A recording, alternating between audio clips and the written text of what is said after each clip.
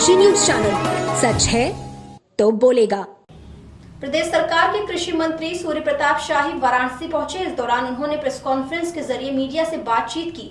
उन्होंने बेमौसम बारिश के कारण 10 लोगों की हुई असामयिक मृत्यु पर दुख व्यक्त किया। साथ ही उन्होंने कहा कि ऐसे प्रकरण में जो मृत किसान हैं, उनके परिवारजनों को 4 लाख रुपए ट्रांसफर करने का निर्णय लिया गया है। इसी क्रम में जिलाधिकारियों को भी निर्देश दिया गया है कि मृत किसानों के खातों में अविलंब घोषित धनराशि ट्रांसफर कराई जाए। प्रदेश सरकार के कृषि मंत्री सूर्य प्रताप शाही ने सर्किट हाउस प्रेस कॉन्फ्रेंस में कहा कि राज्य सरकार सभी किसान भाइयों के साथ है, उनकी हर संभव सहायता की जाएगी। प्रधानमंत्री फसल बीमा योजना के तहत जिन किसानों ने अपना इंश्योरेंस कराया है, उन कंपनियों के साथ आज लखनऊ में बैठक करेंगे और उनको निर्देशित करेंगे कि लाखों में जिन किसानों की क्षति हुई है, उनकी सर्वे करें और जो आकलन आएगा उस हिसाब से उसकी क्षतिपूर्ति की जाएगी।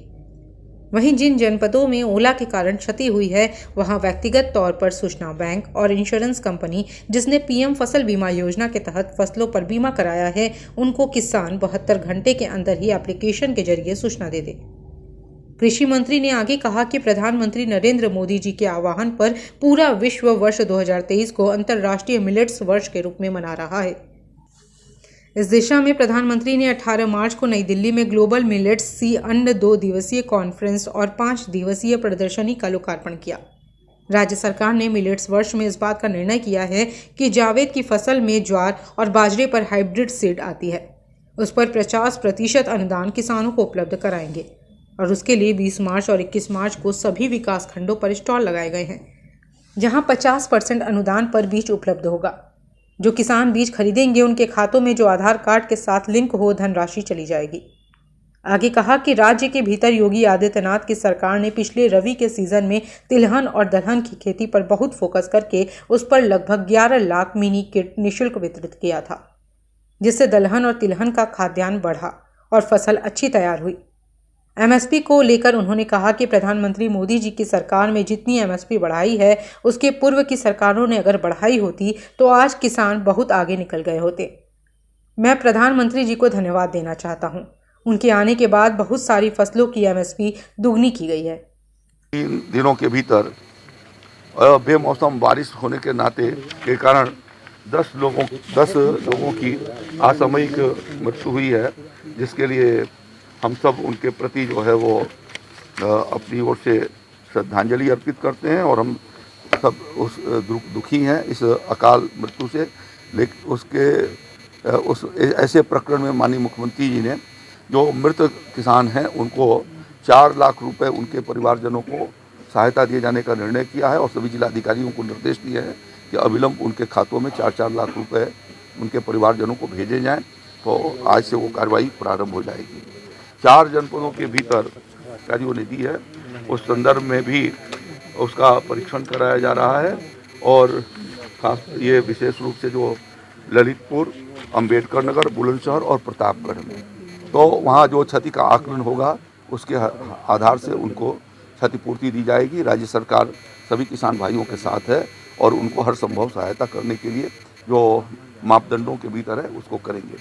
प्रधानमंत्री फसल बीमा योजना के भीतर जिन किसानों ने रबी के भीतर अपना इंश्योरेंस कराया हुआ है, मैंने आज निर्देश दिए हैं कि उन कंपनियों के साथ हमारे एसीएस लखनऊ में बैठक करेंगे और बैठक करके उनको भी निर्देशित करेंगे कि वो उन इलाकों में जिन किसानों की क्षति हुई है उनका सर्वे करें और सर्वे करके जो है वो जो आकलन आएगा उसके हिसाब से उनको क्षतिपूर्ति प्रदान किया जाएगा।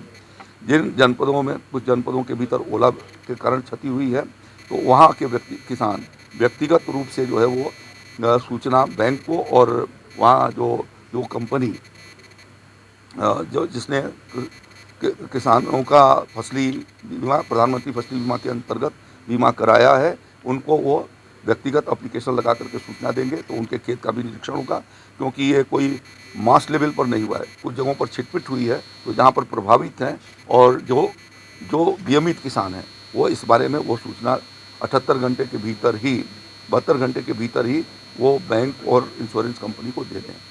चैत्र शुक्ल प्रतिपदा से शुरू होने वाले हिंदू नव वर्ष को लेकर धर्म की नगरी काशी में तैयारी बेहद जोरों शोरों से की जा रही है। हिंदू नव वर्ष पर इस बार काशी में मातृशक्ति की झलक देखने को मिलेगी। अस्सी घाट पर एक साथ 50 से अधिक संगठन की करीब 2000 से अधिक महिलाएं एक परिधान में मां गंगा की सामूहिक स्तुति करेंगी। 22 मार्च को नववर्ष के प्रातःकाल से ही महिलाएं नववर्ष को मनाने के लिए अस्सी घाट पर आयोजित विभिन्न आयोजनों में शामिल होंगी। हिंदू नववर्ष पर होने वाले महिलाओं के कार्यक्रम को लेकर आयोजकों ने बताया कि 22 मार्च को सायं 3 बजे से अस्सी घाट पर स्वागत एवं अभिनंदन कार्यक्रम होगा। काशी के 50 से अधिक संगठन एक बैनर तले एकत्रित होकर इस पुनीत कार्य को संपन्न करेंगे। इस अमृतकाल में नव संवत्सर समिति की कार्यकारिणी की सदस्यों ने स्वतः स्फूर्त होकर वृहद रूप से नव संवत्सर मनाने का निश्चय किया है। यह कार्यक्रम कहीं से राजनीति से प्रेरित या संरक्षित नहीं है। यह काशी की प्रत्येक मातृशक्ति का स्वप्न है, जो इस दिन आंशिक रूप से पूर्ण होगा। काशी की मातृशक्ति द्वारा अपने तरह का एक पहला कार्यक्रम है। अस्सी घाट पर लगभग 2000 महिलाएं पीले परिधान में एकत्रित होकर सामूहिक स्तुति करेंगी। महिलाएं एक साथ मां गंगा में दीपदान करेंगी और अपने सनातन मूल्यों की रक्षा के लिए सदैव तत्पर रहने का संकल्प लेंगी। यह जानकारी समिति की कार्यकारिणी की सुनिधि शुक्ला, डॉक्टर शारदा सिंह, कविता, डॉक्टर सुनीता डोंगरे, पुष्पा ने दी। नौ संवत्सर मनाने का यह कार्यक्रम है। हमारी समिति भी इसी नाम से जानी जा रही है, नौ संवत्सर समिति काशी मातृशक्ति। ये मातृशक्ति का एक संगठन है और एक हम लोगों ने मातृशक्ति ने एक विचार किया, कहिए एक स्वप्न देखा कि हम लोग आंग्ल नववर्ष जिस तरह से हमारे पूरे देश भर में मनाया जा रहा है, विदेशों में भी मनाया जा रहा है, क्योंकि हमारे भारत देश में ज़्यादा हम प्रभावी हैं। गांव-गांव में हर बच्चा एक नववर्ष को जानता है कि 31 दिसंबर की रात से लेकर और पहली तारीख तक हमको मस्ती करना है, केक काटना है, कैसे नववर्ष मनाना है, वो नए नए तरीके ढूंढते रहते हैं। तो हमारी अगली पीढ़ी में ऐसे ये संप्रेषित हो जा रहा है कि उनके खून में ही ये बस गया है नया वर्ष। तो हम मातृशक्ति की एक चिंता हुई, क्योंकि आप जानते हैं कि मातृशक्ति संस्कृति परंपराओं को बचाने के लिए हमेशा अग्रसर रहती है और बचती भी है हमारी संस्कृति और परंपरा मातृशक्ति के ही कारण।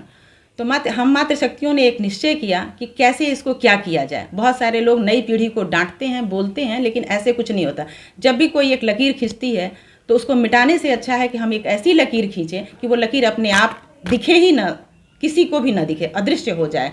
तो वही एक हमारा प्रयास है कि हम सनातन नौ वर्ष को, नौ संवत्सर को ऐसे मनाएं कि एक काशी से एक ऐसी आवाज़ उठे, एक ऐसी गूंज उठे और एक ऐसा ध्वज लहराए कि वो पूरे देश को अपने आगोश में ले ले और स्वतः प्रेरित होकर पूरे देश में हमारा सनातन नौ वर्ष मनाया जाए। ये हमारी एक सोच है, एक स्वप्न है और ये पूरा होता हुआ हमें दिख रहा है। आज हमारे साथ कम से कम काशी के 50 संगठन जुड़े हुए हैं और उन संगठनों से सारी मातृशक्तियाँ हमारे साथ हैं। हमारा एक संकल्प है कि हम अस्सी घाट पर 22 मार्च को कम से कम 2000 मातृशक्ति को एकत्रित करें, पीले वस्त्र धारण करके, और एक हम स्तुति पढ़ेंगे। हमारा कार्यक्रम यही है कि हम पीले वस्त्र में सारी मातृशक्तियाँ वहाँ इकट्ठे होंगे घाट पर, स्तुति पढ़ेंगे, मंत्रोच्चार होगा। उसके बाद अंत में हम दीपदान करेंगे और एक संकल्प लेंगे कि हमारा ये कार्यक्रम सतत चलता रहे और बृहद से बृहत्तर रूप धारण करे। मैम, ये कितने बजे होगा? 3 बजे अस्सी घाट पर, 3 बजे से प्रारंभ होगा और 5:30 बजे तक चलेगा। 2000 महिलाएं एकत्रित होंगी अस्सी घाट पर। नगर से रोजाना निकलने वाला कूड़ा भी नगरपालिका की आमदनी बढ़ाने का जरिया बना है। MRF सेंटर शुरू होने के बाद डोर टू डोर कूड़ा कलेक्शन से एकत्रित कूड़े की छटाई और उसकी बिक्री से पालिका की आमदनी बढ़ी है। शुरुआती दौर में ही 50,000 रुपए पालिका प्रशासन कमा चुका है। आगे भी इसमें वृद्धि की तैयारी है। 25 वार्डों वाले नगर पालिका परिषद सोनभद्र से रोजाना करीब 5 से 7 टन कूड़ा निकलता है। सीमा विस्तार हुआ है तो अब और अधिक कूड़ा का निस्तारण होगा। कूड़ा निस्तारण करते हुए उससे आमदनी बढ़ाने के उद्देश्य से शासन की पहल पर रॉबर्ट्सगंज के विकास नगर में काशीराम आवास के पास MRF सेंटर की स्थापना की गई है। निकाय के कर्मचारियों की माने तो नगर में डोर टू डोर कूड़ा कलेक्शन कर उसे MRF सेंटर लाया जाता है, जहां कन्वेयर बेल्ट एवं फटका मशीन के माध्यम से गीला एवं सूखा कचरा अलग किया जाता है। इसके बाद रैपर, प्लास्टिक शीशी, प्लास्टिक बोतल अलग अलग किया जाता है। इसके बाद इसकी पैकिंग कर बेच दिया जाता है। नगर पालिका के कर्मचारियों की माने तो MRF सेंटर में कूड़ा की छटाई शुरू हुए अभी 2 महीना हुआ है। अब तक कूड़ा बेचने से 50,000 से अधिक की आमदनी प्राप्त की जा चुकी है। आंकड़ों पर ध्यान दें तो MRF सेंटर में 50 क्विंटल से अधिक प्लास्टिक की बिक्री की जा चुकी है। डोर टू डोर कूड़ा कलेक्शन करके MRF सेंटर में अलग अलग छटाई कराई जा रही है। कूड़े की छटाई से निकले अपशिष्ट सामान की बिक्री करने से निकाय की आमदनी बढ़ी है। अब तक 50,133 रुपये की आमदनी हुई है। कंपोस्ट पीट तैयार हो जाने के पश्चात आमदनी में और वृद्धि होगी। सर, नगर पालिका द्वारा एक जैविक खाद बनाई जा रही है, कैसे बनाई जा रही है और कैसे लोग इसका लाभ ले सकते हैं? देखिए, नगर पालिका द्वारा जो खाद बनाने की बात आप कर रहे हैं, तो हमारा सेंटर का संचालन कराया जा रहा है। उसमें डोर टू डोर लोगों के घरों से कूड़ा कलेक्शन कराया जा रहा है। सूखा कूड़ा को तो हम लोग अलग अलग करा करके उसको बेचकर आय अर्जन भी किया जा रहा है। वहीं दूसरी तरफ जो गीला कूड़ा आ रहा है, तो गीले कूड़े को हमारे पिट बनाई गई, उस पिट में उसको डाल करके जो गीला कूड़ा है उसमें डाल करके कल्चर भी डाल करके उसको खाद बनाया जाएगा। उसको खाद बनने के बाद जो है लोगों को पैकिंग करके नगर में जो लोग गमले हैं, फूल पत्तियां लगाते हैं, उनको जो सप्लाई किया जाएगा, उससे भी एक आय का स्रोत बनेगा। वहीं दूसरी तरफ जो हमारी गौशाला है, गौशाला से जो गोबर निकला उससे भी खाद बनाया जा रहा है। उसको भी खाद बना करके हम लोगों ने काफ़ी मात्रा में बेचा भी है। इधर लगभग समझ लीजिए 60-70 हज़ार रुपये की हम लोगों ने गौशाला से निकलने वाली खाद को बेचा गया है, जो कि वन विभाग द्वारा, जिला उद्यान अधिकारी द्वारा हम लोगों को यहाँ से खाद गई है। सर, किसानों को भी इस हाँ, किसान भी है। जब किसान भी संपर्क में आते हैं, किसानों को भी हम लोग खाद दिए हैं। तो सर कितने रुपए? लगभग समझ लीजिए 60 या 60-70 हज़ार, एग्जैक्ट मुझे मालूम इसमें याद नहीं आ रहा है, 60-70 हज़ार रुपये अभी तक आय अर्जन हो चुकी है इस सेशन में। जनवरी से लेकर अब तक की बात बता रहा हूँ, 4 महीने में। सर, इस खाद को किलो में बेचते हैं या फिर नहीं, ये इसको जो है एक ट्राली खाद जो है हम 500 के हिसाब से रेट से बेचते हैं। यूपी के सोनभद्र जिले में भी तेज बारिश के साथ ओले पड़े। करीब 10 मिनट तक पड़े ओले से फसलों को भारी नुकसान हुआ है। बेमौसम बारिश से खेतों में पककर तैयार दलहन एवं तिलहन की फसलें भी प्रभावित हुई हैं। जिले में करीब 5 दिन से मौसम का मिजाज बदला हुआ है। अलग अलग हिस्सों में 3 दिनों से बारिश हो रही है। बारिश के साथ बिजली गिरने और ओलावृष्टि से कई मौतें भी हुई हैं। बेमौसम बारिश से जनहानि के साथ ही फसलों को भी काफी नुकसान पहुंचा है। ओलावृष्टि से सब्जी की खेती को ज्यादा नुकसान पहुंचा है। लहसुन, प्याज के साथ बैंगन, भिंडी सहित अन्य सब्जी की खेती को क्षति पहुंचा है। वहीं चना, मसूर, सरसों, अलसी, मटर आदि दलहन एवं तिलहन की फसलें प्रभावित हुई हैं। जनपद में ओलावृष्टि और अतिवृष्टि से जो फसलों को नुकसान हुआ है, खासतौर से गेहूं में और सरसों में और बाकी जो हमारी फसलें हैं, उसको लेके तहसीलों की टीमें बनाई गई हैं। लेखपाल SDM साहब के नेतृत्व में सभी फसलों का आकलन किसानों के खेतों में जाके कर रहे हैं। आज हम लोगों ने भी अभी यहाँ पे किसानों के खेत में जाके देखा है और सरसों के जो फसल है उसमें काफ़ी नुकसान है। और इस चीज़ के लिए बभनौली कला गांव में ग्राम पंचायत में, ग्राम पंचायत के अंतर्गत महोकर गांव पंचायत है ये, बभनौली ग्राम पंचायत में, और हम यहाँ पर आए हैं और DD एग्रीकल्चर की टीम भी यहाँ पर है और उनको सभी को निर्देश दिया गया है कि अपनी टीम के माध्यम से जो भी सर्वे कराना है और उसका रिपोर्ट बना के और बाकी आगे की कार्रवाई के लिए निर्देशित कर दिया गया है। इस साल का त्योहार कुछ खास होने जा रहा है। आस्था, इबादत और खुशी का त्योहार पवित्र रमजान, नवरात्र व झूलेलाल जयंती की एक साथ एक ही दिन शुरुआत हो रही है।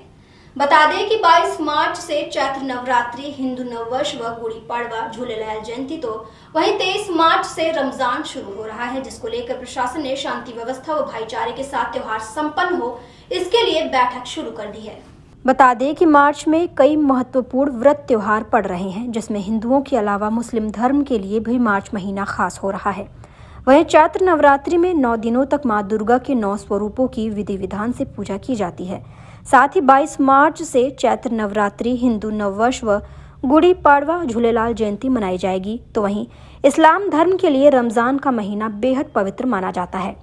मुस्लिम धर्म के लोग 1 महीने तक रोजे रखते हैं। इस साल रमजान का महीना 23 मार्च से शुरू हो रहा है। इसी को दृष्टिगत रखते हुए दशाश्वमेध सर्किल के तीनों थानों के संभ्रांत जनों व झूलेलाल जयंती के आयोजकों के साथ शांति समिति की बैठक आयोजित की गई, जिसमें DCP काशी जोन व सहायक पुलिस आयुक्त दशाश्वमेध के साथ तीनों थानों के थानाध्यक्ष व चौकी प्रभारी मौजूद रहे। पवित्र नवरात्रि पर्व और आने वाले रमजान माह को दृष्टिगत रखते हुए ये शांति समिति की गोष्ठी दशाश्वमेध सर्किल की आयोजित की गई थी। सभी से अपील की गई कि परंपरागत रूप से पर्वों को मनाएं।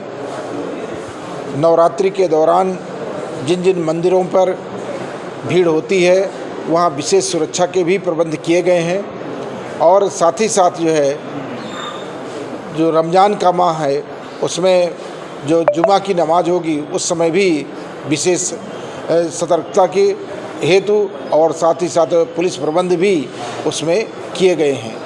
सभी समुदायों के लोग यहाँ एकत्र हुए और सभी ने आश्वस्त किया कि हम पर्वों को बड़े अच्छे तरीके से संपन्न करेंगे और परंपरागत रूप से ही मनाएंगे।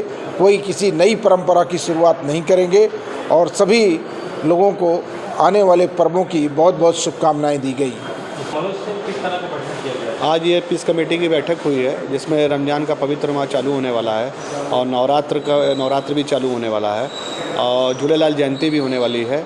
इसको लेके ये पीस कमेटी की मीटिंग चालू की गई है और जैसे क्षेत्रों में जो है बहुत सारे गलियां ख़राब हैं उसको लेके जो है रिपेयरिंग के लिए बात की गई है। लाइटों की व्यवस्था सही करने के लिए की गई है। पुलिस प्रशासन हम लोग के साथ है और जो भी क्षेत्र के पार्षद होने के नाते जो भी क्षेत्रों का काम है उसको समय रहते हुए हम लोग करवा देंगे। प्रधानमंत्री का संसदीय क्षेत्र काशी इस बार दुनिया के लिए बड़ा केंद्र साबित होने जा रहा है।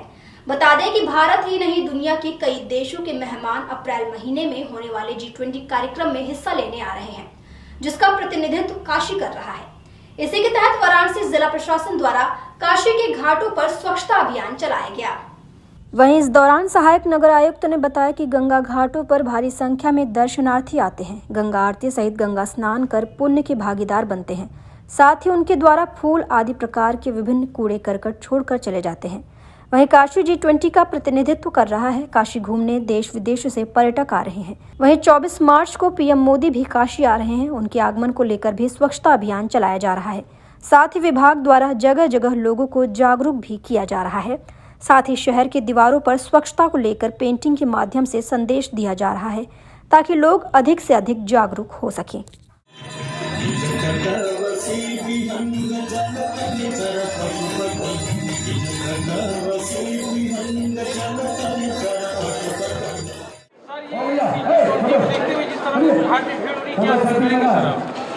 घाट पे भी G20 के दृष्टिगत पूरे शहर में ही तैयारियां हो रही हैं और घाटों का भी सौंदर्यीकरण वगैरह होगा और पूरे शहर में जैसे कि आप लोग देख रहे हैं कि केबल हटवाना, शहर में साइड पे पेंटिंग कराना, टॉयलेट्स वगैरह की सफाई, सड़कों की सफाई और बेहतर करने का प्रयास है। घाटों पर भी अच्छी सफाई रखी जाएगी और नाव सब जैसे कि जिलाधिकारी महोदय ने निर्देशित किया है, सभी नाव जो हमारे गंगा में चलती है सबको एक ही डिज़ाइन और एक ही कलर से पेंटिंग करने की तैयारी की जा रही है। प्रधानमंत्री जी का आगमन भी इस पे किस तरह रहेंगे? इस पे सब लोग चुस्त दुरुस्त रहेंगे और सारी तैयारी बहुत जोर शोर से चल रही है माननीय प्रधानमंत्री जी के स्वागत के लिए। आप देख रहे हैं डैन काशी न्यूज चैनल। सच है तो बोलेगा।